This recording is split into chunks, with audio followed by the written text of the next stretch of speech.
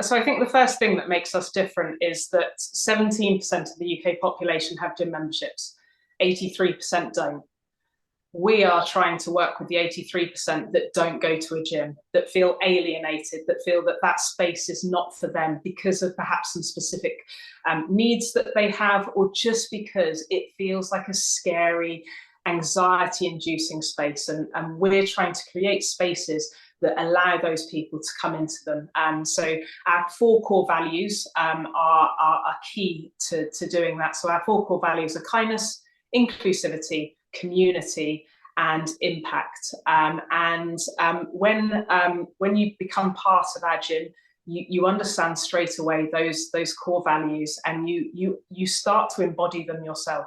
So we see people come into our gym and they're scared and they're nervous, even though they've seen all of our marketing, they've heard from us, we've hopefully tried to dispel some of those myths. You know, they still come in and there's some anticipation in their journey, first of all.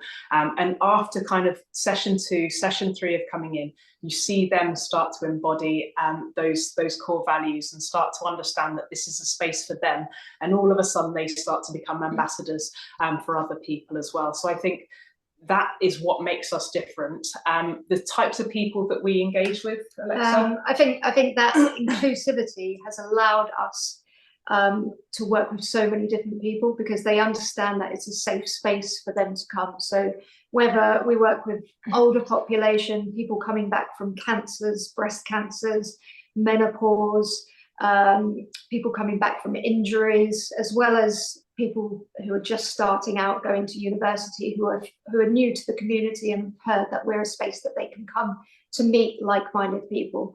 We've got a really strong gay and non-binary core kind of membership base as well, who understand that it's a space for them, that they can come and they will receive no judgment while they're training with us.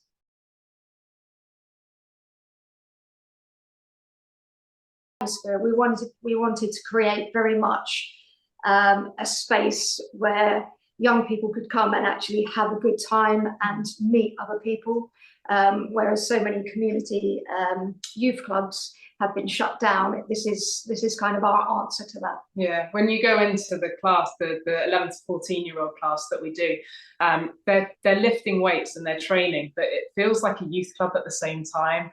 And you know, our coaches, they're trauma informed, they understand working with neurodivergent young people. They're not just trained in specifics in terms of the fitness, but actually in terms of being child-centric and really knowing how to bring the most out of young people.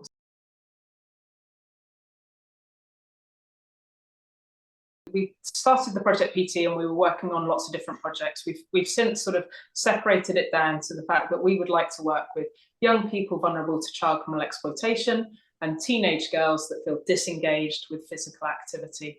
The need for working with young people vulnerable to child criminal exploitation, 11.4% of young people in the UK right now are NEET. That means that they're not in employment, education or training, and that is one of the biggest indicators to them becoming vulnerable to child criminal exploitation. So that's the need. That's 800, you know, it's nearly 800,000 young people that need support and need programs, and unfortunately we don't have those services anymore. We know that youth services have been cut significantly. I don't need to preach on about that, but I guess what we're trying to do is bridge that gap and is to make sure that those services exist, but actually that they are top of the mark, that the programs that we offer are really meeting the needs of the young people that we want to work alongside. The other side of the coin is that we have so many young girls who are disengaged with physical activity, who, you know, they get to year 7, they get to year 8, and unfortunately things start to change in their bodies, but also society dictates these kind of gender roles that they need to participate in, and as a result they become disengaged with physical activity. And it's such a miss. You know, those of us who are on this webinar now, who go out for a run or go to the gym or perhaps play football or whatever it is, we know how good we feel and what it does to us afterwards. And the fact that there are so many teenage girls missing out on that is just heart-wrenching. And that's what the other side of our program is trying to address. And we're doing a great job at it. Last year we taught 150 girls to skateboard and box, and this year we're going to do exactly the same. And those girls are all identified by their schools as bringing that note in, saying, I'm not doing PE, haven't got my kit, can't do it, this, that. And those are the young girls that our coaches are working with and making such a big difference to.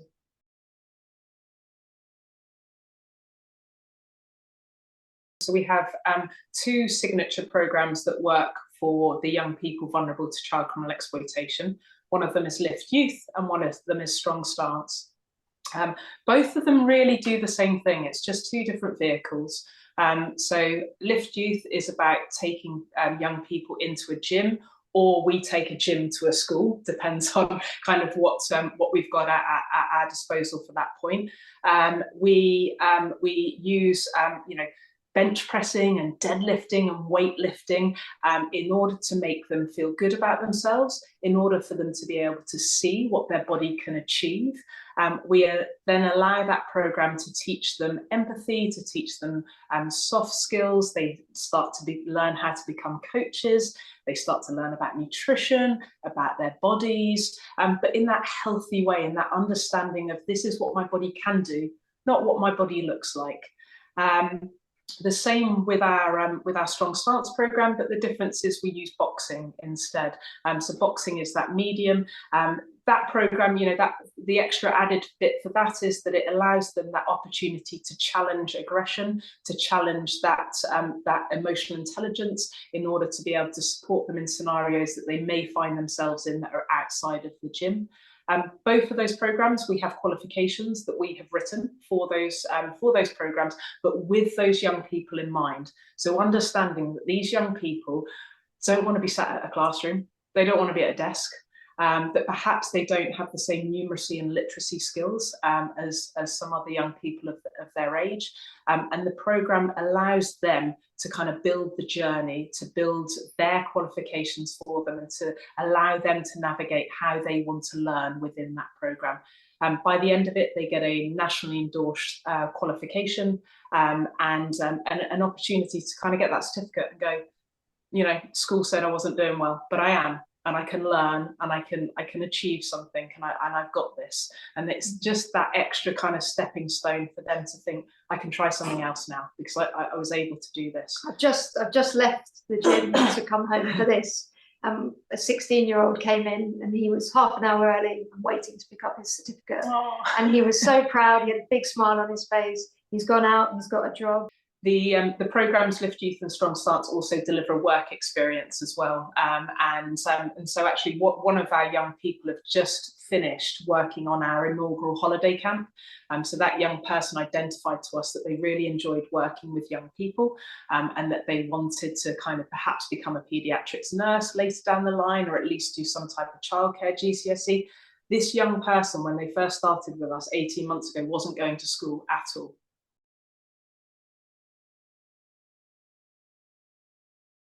Gyms rely on 30% of members not turning up.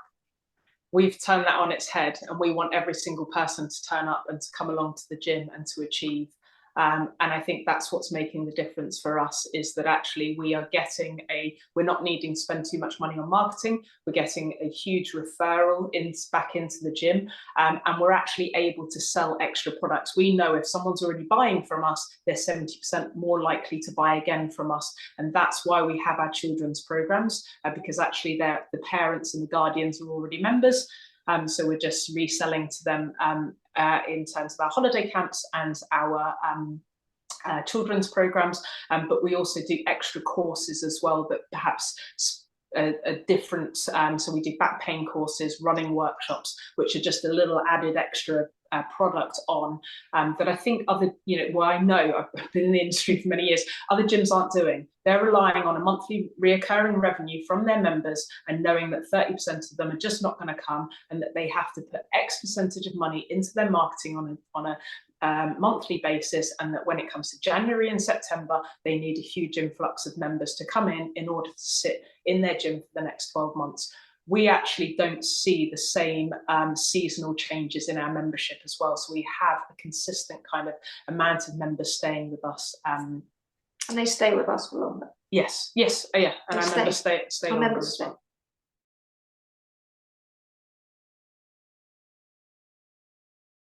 In terms of where we're going to spend the money, we want to open 3 new sites.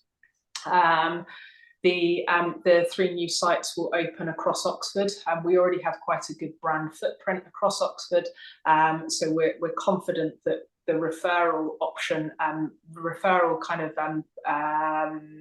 customer base will happen for us, but actually that there are spaces within Oxford that would easily take one of our sites, and it would fit into those areas and into those communities for us.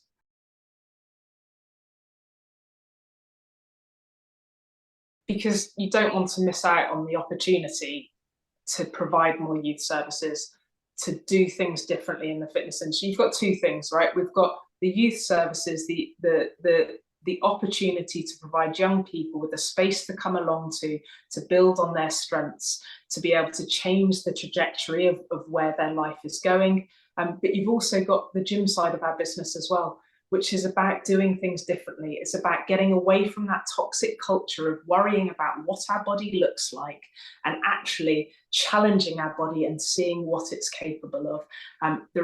I think that there's just lots of different opportunities that I feel the Project PT will be able to change, and we're going to have a fantastic legacy, and I'd love for you all to be part of it.